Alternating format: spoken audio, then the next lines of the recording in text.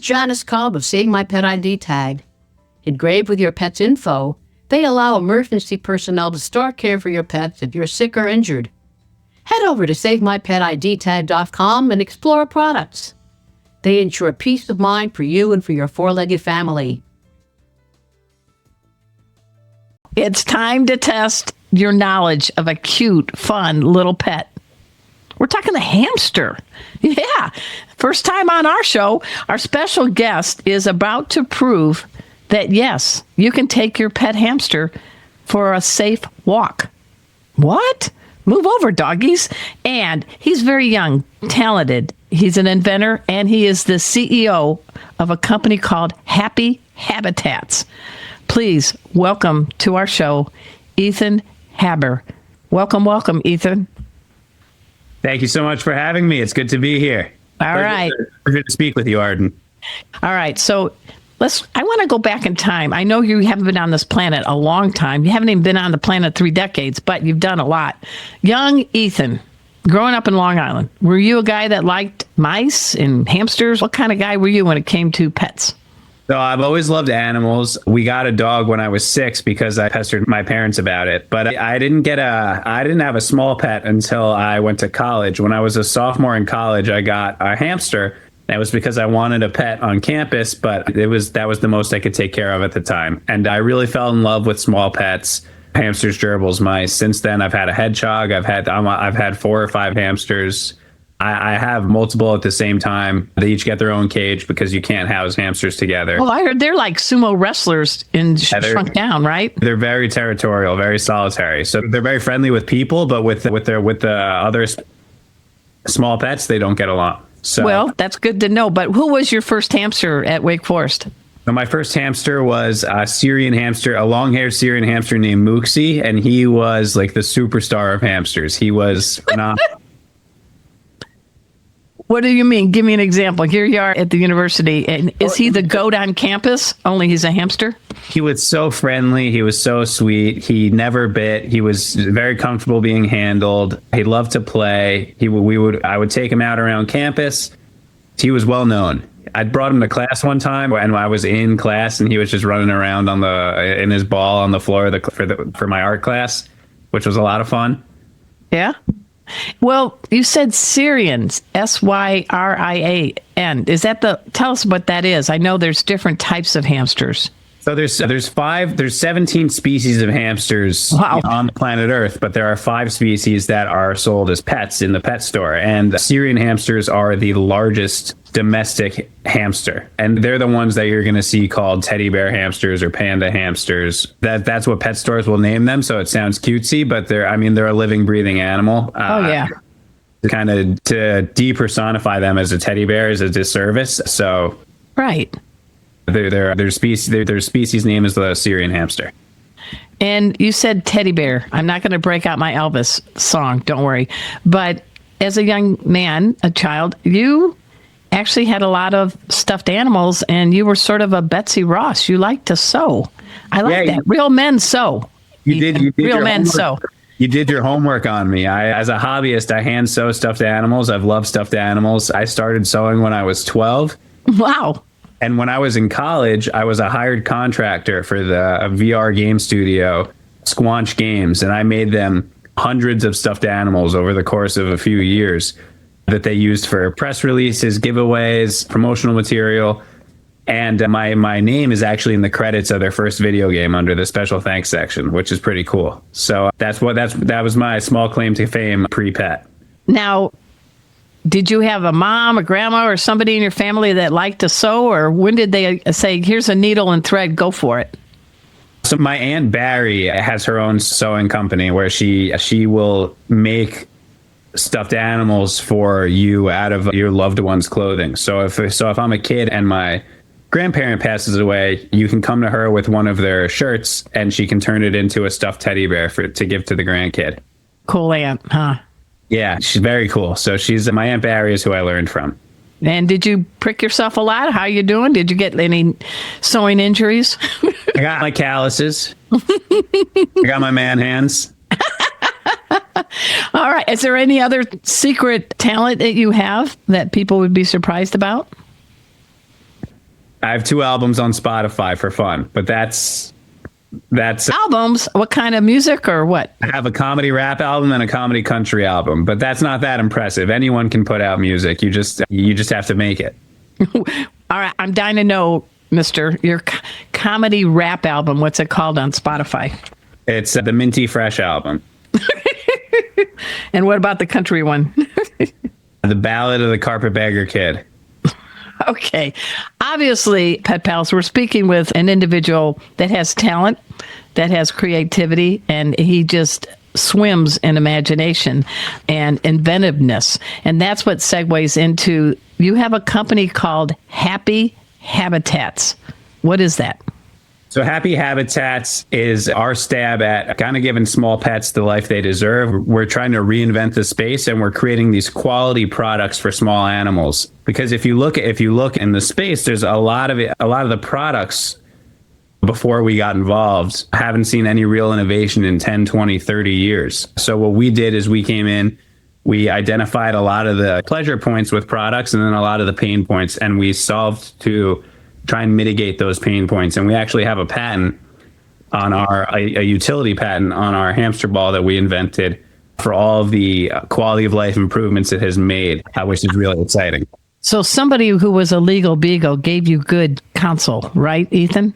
Yeah, it was a long uphill battle from conception to actually getting the patent, but it was issued February 11th. So we've had congratulations. Thank you very much. I have 2 registered trademarks, Circle R's, 4-Legged Life and Pet First Aid for You. And I know the process, and you got to always keep on it too. So it sounds like you get that. We might see you on Shark Tank, but then you have to say, but I was on Arden's 4-Legged Life show first, right, Ethan? Got it. If I ever find myself there, I'll say this is where I got my start. Okay. I want to talk about the halo, and not the one that might be invisible above your head because you're a good dude. What is the halo? And go ahead. So the Halo is a small pet carrier. I have it with me. I have my hamster running around in this one. Looks like he's gone to the bathroom a little bit, so we're going to take him out in a second. Good thing this isn't sniff show. We can't smell the urine. Who is that young hamster being a Vanna White? This is Stripe. I'll take him out. He's my current hamster. He's a Chinese dwarf hamster, and he's a very great pet, very sweet. Loves to run around. Loves to hang out. Sometimes he'll watch TV with me. He's a great guy. He is a great guy. So for the folks that are in the radio land, because this show goes all over, but describe what the Halo is. So the Halo is a carrier that you can snap the hamster ball in and out of. And if I'm a kid or a young adult, I can carry or an adult. You can carry your hamster while they run. So all of a sudden, I'm able to take my pet out around the block, and they can run, and we're going for a walk, kind of like a dog. There's nothing like it out there. It works with our ball to roam, and it also has these legs that snap out on the side. So now, if I'm a kid and I'm at home, all right, say a hamster is a classroom pet, and you have the pet in the classroom. Now my hamster can sit with me at my desk while I'm doing homework or watching TV. So it's really this unique way to hang out with your small pet, which has never been created before. And let's go. I'm a daughter of an engineer, so I like to hear specifics. This ball is very ventilated, and it it doesn't have a chance of popping apart, right? Yeah, so the ball is what we have a patent on. It's really well engineered. It has 2 millimeter ventilation holes to prevent against paw entrapment. That was one of the big innovations we made. Traditional small pet exercise balls, ventilation holes are large enough that the animal's paws can get stuck. So what we did is we shrunk the holes down and we added a bunch more of them. So there's more there's better airflow, and you're also all of a sudden now your pet's paw isn't getting stuck. What happened with these old balls is that the paw could get stuck, and while it's rolling around, it can injure itself, and it can in some cases even death. So yeah, the ball serves as a really great opportunity to get your pet out of the cage and have them safely run around your house. But the danger was very real. So we've mitigated that with our ball to roam, and it also has a 2-step locking mechanism on the lid. Traditional balls just have a quarter turn. Our ball has a quarter turn, but then it has a slat that pushes forward and locks it in place, so your pet is safely fastened inside. And then the last point on our ball is that our ball is screwed shut. The 2 halves are screwed together, as opposed to traditional balls, which are made of pliable, cheap plastic that snap together. I've personally had to fish my hamster out from under the fridge before I invented this ball when I was in college. Yikes. They're very good escape artists. They figure out that they can push the lid out. So we've created this high quality, safe ball for small pets, hamsters, gerbils, mice, sugar gliders to use. And there's nothing like it out there. Not at all. That's why you're on our show. Hey, Pet Pals, we're speaking with the inventor and the CEO of Happy Habitats. It is Ethan Haber, and we just met his really cool hamster named Stripe. We're going to dive in a little bit more after we take this break. I usually say sit, stay. We'll be right back, but I don't know. If you're a hamster, just start running in place. We'll be right back. Hey, have you heard? Four-Legged Life has a new digital newsletter. Here, let me show you how you get yourself subscribed. So you just type in Four-Legged Life, and that'll take you to the website. There we go. And this magic thing just appears, and you type in your email address. I'll use, let's see, how about coolestdogever@gmail.com. That's me. And then you just click on this thing here. There you go. It's the new digital newsletter from Four-Legged Life. Get subscribed today. Welcome back to the Four-Legged Life Show. I'm your host, Arden Moore. I'm speaking with inventor and CEO of the Happy Habitats. He is Ethan Haber, and the dude created with a utility patent a hamster ball, if you will, that has other options that you can place and keep in place with its little stand. Something happened to you. You started this in 2019 before COVID hit, right? You were thinking about this. Yeah, we incorporated in October 2019. When I was still in college, I was part of this incubator called Startup Lab, and but we didn't start selling products until September 2022. And you can see that there's a long gap between when we set up and when we started selling.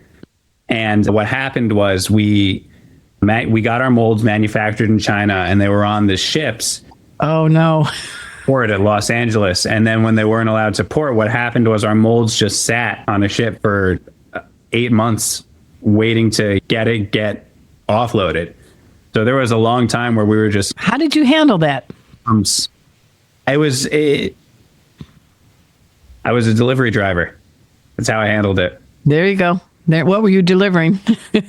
My father has this startup called Trellis, which is same-day local delivery for small businesses on Long Island, and they deliver anything that's not hot food. So they deliver for pet stores. They deliver confections and sweets and flowers and spirits. Yeah. For independent clothing shops, they deliver every toy stores, everything. And I was a driver for them for those 8 months that we were waiting for our molds to port so we could start manufacturing. So what's the lesson you can tell others that have a great idea, that put a lot of sweat equity in it, and something throws them a curve? How do you stay focused on the prize? They say opportunity is when luck meets hard work. To get lucky, you just have to keep going. A lot of people will drop off before they get their golden ticket. Yeah. If you have a good idea and you continue to just dig away at it, eventually something's going to give. It's really easy to go on social media and see other people post about how great their life is and then start to feel down on yourself. But if you just, only focus on you and keep doing what you got to do, and you're content with how you're behaving and doing the best you can on your end, eventually something's going to happen. And something did happen to you at Super Zoo a few years back. What was that? We won Best in Show at Super Zoo. Wow. Tell people what Super Zoo is. It isn't a place with giraffes on steroids, right? No. So Super Zoo, there's no animals with superpowers. Super Zoo is the largest commercial trade show in the United States for the pet industry. There's two. There's Super Zoo and there's the Global Pet Expo. And I believe Super Zoo has more of an international focus. Yes. But at Super Zoo in 2021, we won Best in Show for the Halo. And we were an award-winning product in 2023 for our Roam Small Pet Exercise Ball. We sell them together, but we also sell them by itself. So we won quite a few trophies at this point for the product. Nice. Now, I want to dive into hamster facts because this is my first opportunity ever to talk to a hamster expert. You are now the hamster expert, Ethan Haber. Ready? So, how many miles, or has anybody charted how much a hamster can accumulate inside one of these balls on a given day? Because I know they love to move and move fast. So hamsters are nocturnal or crepuscular. That's kind of a debate, but crepuscular basically means dawn to dusk, as opposed to like kitty cats. Yeah, as opposed to nocturnal, which is just when it's dark out. But so in a day, a hamster can run up to 6 miles, which, if you think about, is their feet are this little. yeah. No, like the amount of distance you cover in one step takes a hamster maybe 100 steps, because they're just so much smaller than you. But that's pretty cool. Keep going. they run 6 miles in the night, and what's pretty crazy is that in the wild, hamsters have to forage for food, and their cheek pouches can carry up to 25% of their body weight. So if a hamster weighs a pound, they're carrying a quarter a pound of food in their cheeks, all this long distance to take it back to their burrow. So, oh my gosh. Well, I used to have big cheeks. I'm trying to lose some weight. It's being smart. I had hamster cheeks, I guess you might say. So what are they popping in their cheeks? What are they grabbing? They're grabbing food, nesting material, anything that they think will serve a purpose in their burrow. And when you think of a hamster's cheek pouch, you often think of, like, you compare it to your cheek, which is in your mouth. So it's wet. But a hamster pouch, it's its own separate organ. Really? It's like a pocket in your got its own little chamber. Yeah, it's dry. They're able to hold food or nesting material in their pocket, in their cheek pouch, and then put it into their burrow when they get back, and it's untouched. It's not like that's incredible. Now, I know that they're omnivores. So what are some things that, like, pet hamsters like to dine on? What's some favorites for Stripe? So the food that most hamsters love beyond anything else is unsalted sunflower seeds. Oh. I like to give Stripe treats. We sell our own treats, which are organic carrot, but they're holistically sourced, human-grade food, no preservatives, and our treats are just the main ingredient and rolled oats as a base. So wow. I like to feed him our carrot treats and our peanut butter treats. Hamsters really like peanuts too. You can't give a hamster straight peanut butter, because what ends up happening is it's like glue in their cheek pouches.